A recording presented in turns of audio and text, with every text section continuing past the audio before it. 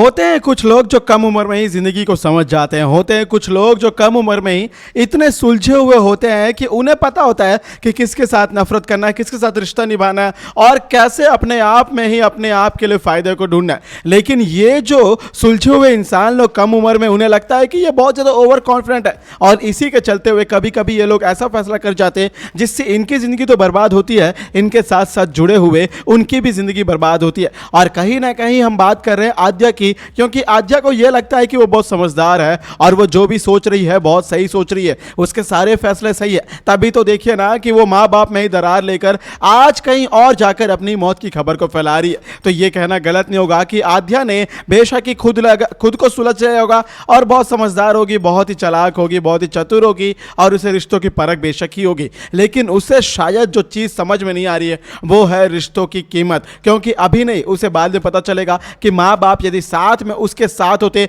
तो बेशक ही अनुपमा उसे सुरक्षित रखती, अनुपमा उसे एक ऐसी जिंदगी जीती देती शायद कोई भी माँ अपने बच्ची को ना दे पाती, क्योंकि अनुपमा से बेहतर माँ शायद ही छोटी को यानी आद्या को कोई और मिलती। तो नमस्कार दोस्तों, आप सभी का स्वागत है टाइम्स ऑफ मीडिया में, जहां पर मैं वेणु कुमार आपके पसंदीदा शो अनुपमा से जुड़े एक और अपडेट को लेकर आप सभी के सामने हाजिर हूं।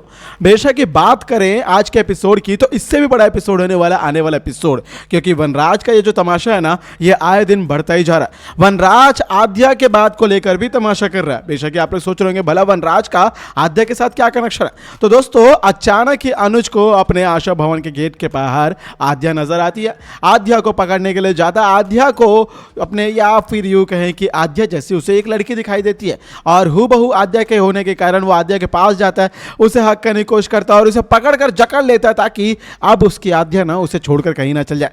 लेकिन यकीन मानिए वो आद्या नहीं बल्कि किंजल की बेटी होती है और तभी सारे घर वाले आते, शाह परिवार वाले। हालांकि सभी को यह लग रहा है कि ना अनुज पागल है, साइको है और वो बच्चे को नुकसान पहुंचाना चाह रहा है। लेकिन यकीन मानो दोस्तों, ऐसा कुछ भी नहीं है। सबसे बड़ी बात तो यही है कि भाई भला अनुज ऐसा क्यों करेगा। अरे घर में एक और बच्ची भी रहती जिसका नाम आशा रखा गया, तो भला उसे आज तक अनुज ने कभी कोई नुकसान नहीं पहुंचाया, तो फिर भला किसी और के बच्चे को क्यों नुकसान पहुंचाएगा।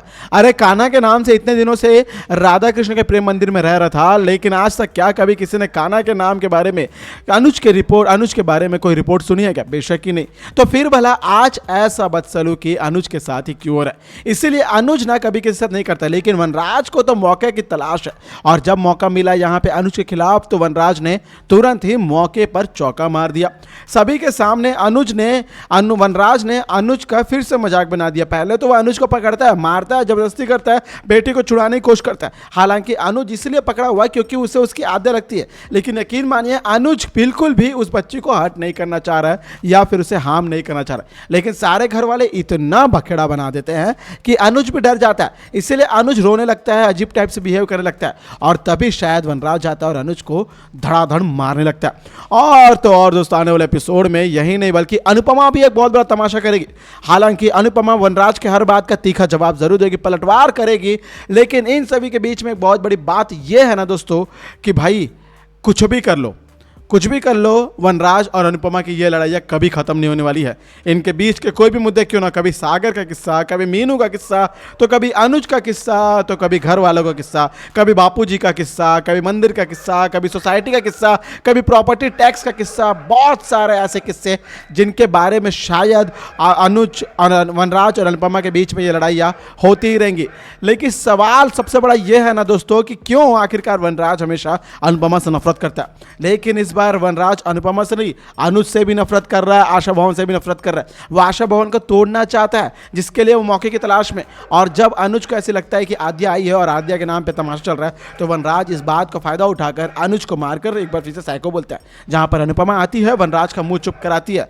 लेकिन सिलसिला यही नहीं खत्म हो रहा दोस्तों, सिलसिला इसके बाद शुरू होता है जब आशा भवन के बाहर ही पहुंचने वाली आद्या के बारे में सभी लोग सुनते हैं और तब अनुपमा पूछती है कि भाई कहाँ है आद्या? अनुज बताइए कहाँ है आद्या? आद्या तो कहीं नहीं है, क्योंकि आद्या तो अभी नहीं आएगी, हमारे सामने नहीं है। तब अनुज बोलता है कि भाई आद्या तो नहीं आ सकती, मुझे ही पता है, क्योंकि आद्या तो नहीं है ना, हमारे पास ही नहीं है, वो तो दूर चले गई है, बहुत दूर चले गई है, वो तो भगवान के पास चले गए। और तभी अनुपमा बोलते नहीं ऐसा नहीं है।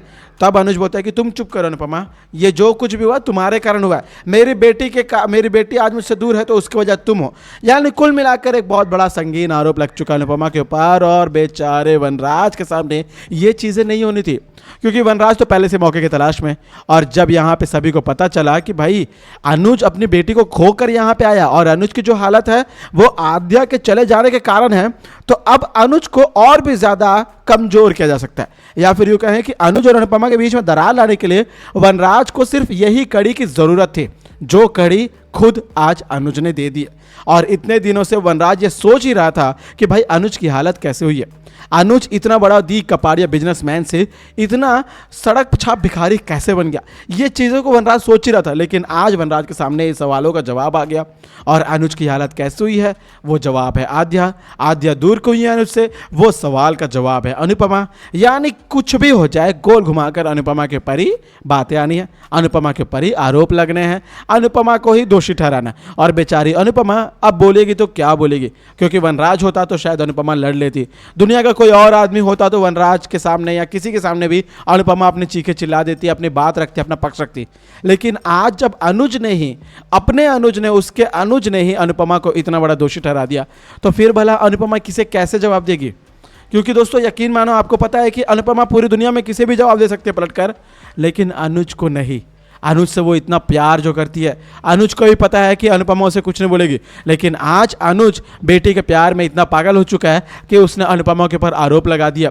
और ये सब कुछ अनुज की गलती नहीं है, ये सब कुछ उस सुलझे हुए व्यक्ति, उस सुलझी हुई लड़की आद्या की गलती है, क्योंकि आद्या ने ही तो अनुज और अनुपमा के बीच में दूरियां लाई थी। क्योंकि आद्या इसीलिए अनुज को छोड़ के गई थी, क्योंकि अनुज उस दिन यूएसए से वापस मुंबई आ रहा था अनुपमा को लेने के लिए। यानी कुल मिलाकर अनुपमा आद्या की सबसे बड़ी पॉइंट आउट वाली पॉइंट है, जहाँ पर कुल मिलाकर यदि अनुज के साथ उसे रिश्ता जोड़ना है, अपने पॉप से रिश्ता जोड़ना है, तो अनुपमा को दूर करना है अनुज की ज़िंदगी से।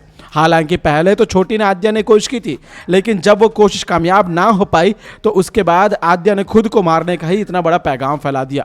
और अब जब इतना बड़ा संदेश फैल चुका है, इसके बाद यदि आद्या फिर से वापस आती है तो क्या लगता है आपको कि क्या अनुज आद्या को छोड़ेगा? अरे आद्या को छोड़ने की बात, भाई आद्या यदि अचानक से अनुज के सामने आ भी जाती है ना, तो वो बिना कुछ सोचे समझा अनुपमा को छोड़ के आद्या के साथ चला जाएगा। फिर भला आद्या उसे कैसे भी रखे, किस हालत में भी रखे, कुछ भी करे। इसीलिए बेटी के प्यार में अनुज का हाल ये हो गया। लेकिन कुल मिलाकर अब आद्या के बारे में पता करने की जिम्मेदारी एक और शख्स की भी हो चुकी है। आप लोग बखूबी जान गए हो कौन है, और वो है वनराज। क्योंकि वनराज के सामने इतना बड़ा सच जो आ गया, वनराज के सामने आज अनुज ने इतना बड़ा भाई बात बोला है कि ये जो कुछ भी हो रहा है वो अनुपमा के कारण हो रहा है। तो भाई जब अनुपमा के कारण इतना सब कुछ हो रहा है, तो अनुपमा को और दोषी ठहरा देते हैं, दो बात और बोल के ठहरा देते हैं। और भाई कुछ भी होता है, वनराज को तो मौका चाहिए होता है ना अनुपमा को कोई बात बोलने का। और आज जब अनुज ने ये बयान दे दिया है, तो फिर भला अनुपमा को बोलने में किसी को कैसी हिचकिचाहट? अब तो वनराज खुलकर अनुपमा की बुराई करेगा, खुलकर वनराज अनुपमा को दोषी ठहराएगा। और सबसे बड़ी बात, इतना कुछ होने के बाद भी ना अनुपमा वनराज का या फिर यूँ कहीं अनुज का किसी का जवाब नहीं दे पाएगी, या फिर यूँ कहीं कि अब अनुपमा जीते जी मर जाएगी। दोस्तों यकीन मानिए, अनुपमा पूरी दुनिया से लड़ सकती है, लेकिन अपने ही परिवार से नहीं। वो कहावत सुनिए ना कि कोई भी इंसान अपने पूरी दुनिया से लड़ सकता है, लेकिन अपने ही घर में चल रही लड़ाई के सामने वो हार जाता है। और ऐसा ही अनुपमा का हाल होने वाला है। अनुपमा को बेशक ये बात पता है कि भाई आद्या वापस आएगी तो उस दिन अनुपमा का पत्ता कट जाएगा, लेकिन फिर भी वो अनुज के साथ अपना रिश्ता निभा रही है, क्योंकि उसे पता है कि भाई आद्या उसे पसंद ही नहीं करती है। लेकिन अनुपमा का प्यार इस बात से बिल्कुल भी कम नहीं हुआ है। आप लोग ये गौर कर रहे होंगे कि आज भी अनुपमा आद्या से उतना ही प्यार करती है जितना वो पहले किया करती थी। हाँ, लेकिन उसे थोड़ी बहुत अपसेट मैंने या फिर यूँ कहें कि निराशा है कि भाई आद्या ने उसे क्यों ठुकराया। आद्या ने सिर्फ और सिर्फ इसलिए अपने पापा को छोड़ दिया, पॉप्स को छोड़ दिया, क्योंकि वो मेरे पास आ रहे थे। ये बात भी अभी पता चलने वाली है अनुपमा को, जिसके बाद अनुज और अनुपमा के बीच में दूरियां शायद और भी ज़्यादा बढ़ जाए। और इनके बीच की दूरियां ना कुल मिलाकर अनुपमा, अनुज, आद्या सभी की ज़िंदगी में तूफान ला सकती है, क्योंकि भाई इनके बीच की कमजोरी वनराज की सबसे बड़ी ताकत बन जाएगी।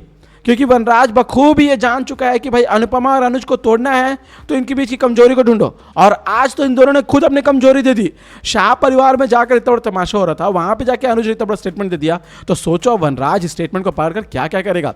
पहले ही वो आशा भवन को तोड़वाना चाह रहा है क्योंकि आए दिन नखरे हो रहे, तमाशे हो रहे, मीनू को वो कंट्रोल नहीं कर पा रहा है। मीनू सागर के पास जा रही है तो कहीं ना कहीं किंजल जाती है, तोशु जाता है, तोशु बोले टीटू जाता है, तपेश जाता है, जिसके कारण क्या हो रहा है ना, वनराज को ये सब कुछ देखा नहीं जा रहा है। और कहीं ना कहीं वनराज को एक बहुत बड़ी डील भी चाहिए, जिसके लिए वो आशा भवन के, आशा बहन के बेटे हर्षित भाई से कांटेक्ट भी करना चाह रहा है, और फिर म्युनिसिपल कॉर्पोरेशन ऑफिस में भी उसने सेटअप बैठा दिया। यानी कुल मिलाकर आज अनुज ने ना अपने पैर पे कुल्हाड़ी मारी है। हाँ, वो अलग बात है कि अनुज को पता नहीं कि हालात क्या है, किसके सामने क्या बोला, क्योंकि अभी वो पूरी तरीके से मेंटली फिजिकली फिट नहीं है। कहीं ना कहीं उसे सारी चीज़ें याद है, सब कुछ पता है, लेकिन इसका ये मतलब ये नहीं है कि भाई अनुज ये जानता है कि कहाँ पे क्या बोल रहा है। बेशक ये एक वक्त हुआ करता था जो अनुज कपाड़िया बिजनेस इतने बड़े बड़े इकट्ठे करता था, अच्छे अच्छे डीलर्स के सामने अपने डील रख के उनके अपनी बातों में उलझा लेता था, लेकिन आज वो अनुज नहीं है। आज वो अनुज है जो एक बच्चे जैसा है, जो दिल में आया कहीं पे भी किसी के सामने भी बोल दो। इसीलिए अब अनुज कुछ भी करके ना इन बातों को पीछे नहीं हटेगा, और अब ये देखना होगा कि भाई अनुज ने जो बात बोला अनुपमा के खिलाफ, इस बात का बखेड़ा वनराज क्या करता है, वनराज इस बात को अपने फेवर में, अपने पॉजिटिव पॉइंट के लिए कैसे यूज़ करता है, ये देखना वाकई दिलचस्प होगा। तो दोस्तों, ये थी आज की आपकी पसंदीदा शो अनुपमा से जुड़ी एक और खास रिपोर्ट। मैं उम्मीद करूँगा आपको वीडियो अच्छी लगी होगी। वीडियो अच्छी लगी हो तो बेशक वीडियो को लाइक करें, शेयर करें और सब्सक्राइब जरूर करें दोस्तों आपके अपने YouTube channel times of media को, ताकि आप अपने पसंदीदा शो अनुपमा से जुड़े ना सारे अपडेट को सबसे पहले देख सके। मैं आपके साथ मिलूंगा अगली रिपोर्ट में, तब तक अपना ख्याल रखें। बाय बाय, टेक केयर, और स्क्रीन पर मौजूद इन वीडियोज़ को ज़रूर देखते रहें।